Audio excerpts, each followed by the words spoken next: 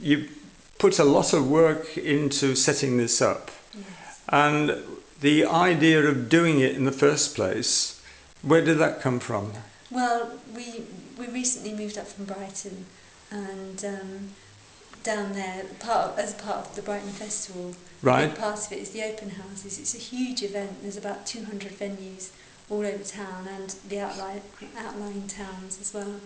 And there's just one huge big brochure with all the venues in it, mostly houses like this.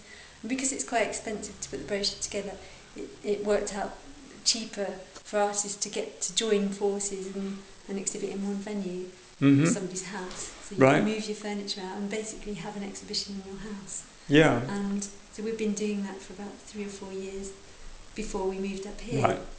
And we know there's art trails here, so we joined in on them and decided to bring the idea of the open house here rather than just an open studio. Well, we always knew it would be a good open house, but when we rented it, it certainly wasn't in our mind. But the minute we bought it, we decided actually that would be good, because we could decorate it then and make it our own house.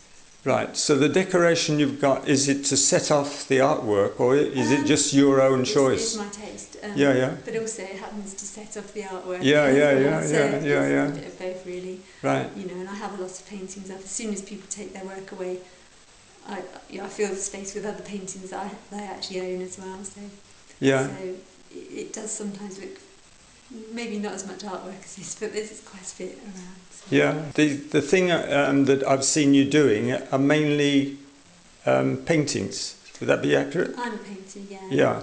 And drawings as well. You mentioned your dislike for clay and pottery, yes. which is my interest. I mean, I appreciate other people's work. Yeah, sure, as well, sure. But, personally, it's not something I... Now, we got one of your pictures behind. What inspired you to do this particular picture? Well, I'd say the immediate inspiration was in January we went down to the Tate in Cornwall to see a Rose Hilton exhibition. Right. She happens to be one of my favourite painters. Right. And she does a lot of still lifes, flowers, things like that. And I thought I used to do that, and I'd moved away recently to different subjects. And I thought, why not try going back and revisiting those subjects again? And I actually had a lot of fun and really enjoyed.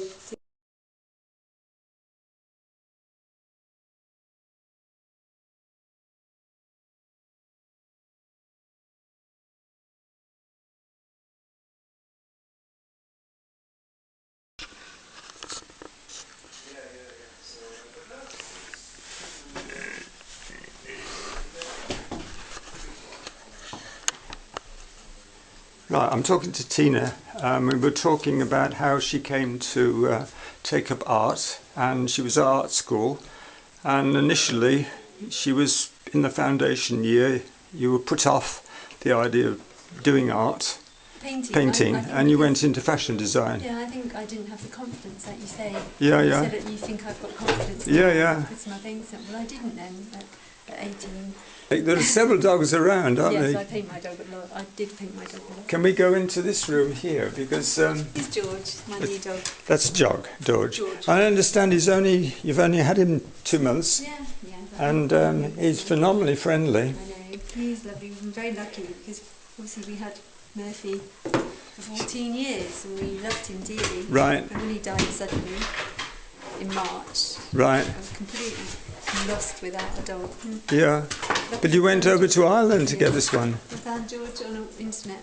Oh, I see. The rescue dogs. And yeah. Amazing personality. Very friendly. The one stipulation was I needed a dog that liked people, because if we had now, we couldn't have a dog that didn't like people. But here we've got, to me, the ultimate thing is painting yourself. Oh no, I don't often do things like that. It was meant to be a jokey one. Yeah, but to me it shows a person with confidence. Yeah, isn't it? so. So you've got, as you say, quite a lot of animals, and that was really dramatic, and I say that's definitely not for sale. Pictures of, as you say, shapes and colours based on flowers. Now some of your pictures, I don't see one here, are very dark. Yes. That's a recent thing, I think. Yeah? The last year or so. Right. Yeah. And then the very latest few pictures, the pink one and the yellow one downstairs, is much lighter. Right, So right. I don't know whether that's just a phase or whether Yeah, it's right. light up here, but if you feel an urge to do anything like that, just have a go. Because Yeah, it's, yeah. I don't know, when it's going well, there's nothing like it. You just. And how do you define well? Well, because when something's going well, you're not thinking about anything else except that very thing Right, you're doing. And okay. I think that is the good Yeah, thing yeah, about yeah, being yeah, creative. yeah. You just switch off and you're just. But you've got to try it in the first place. Yeah, have a go. I mean, you may not like it, but there's various different things that you can try. I mean, you don't have painting, you can do pottery, for instance. Yeah, yeah. Printmaking. And right. Each thing would suit a different person. But I would say that you started doing it at the age of 5. So there's something, you're going back to something that's deep inside you. Yes, Yeah. so. Whereas somebody who hasn't done it, they've got to discover that side of them. I mean, and I think people can be amazed that if they've never done it and they try it, sometimes they'll find something inside of them. Yeah. Or just, it's a different perspective on things they've looked at for a long time, and suddenly trying to draw them or capture them in some way, or thinking of the views or something. Once you try and capture it, you'll be thinking about it in a different way the next time you go for a walk up the mountains. Yeah. So if you have an urge to do anything like that, just try it. You might like it. Mm-hmm. Have a go. Now you've got, I don't know how many people, but I'd guess 15? Yeah, I think about that. Yeah, different people. Are they all from the immediate area? Or? No. I'd say probably about half of them are from Sussex, from where I Right. I moved Yeah. a year and a half ago, and half of them are people that I've met since I've been here. So yeah. And do they come up and stay? Do you see them, or you're in touch remotely? It's a long way, but I go I go down to Brighton regularly every 6 to 8 weeks because my daughter's down there. Oh, I see. And we've still got a house down there. Yeah, so yeah. Regularly. So, and in touch with my friends and still do things down there. So what's the reaction of the local people that you've, obviously they're very pleased to exhibit with you? I think so. They all think it's quite a brave thing. Yeah. I'm doing. Do they have any contact with each other? The people I've got in my house. Yeah.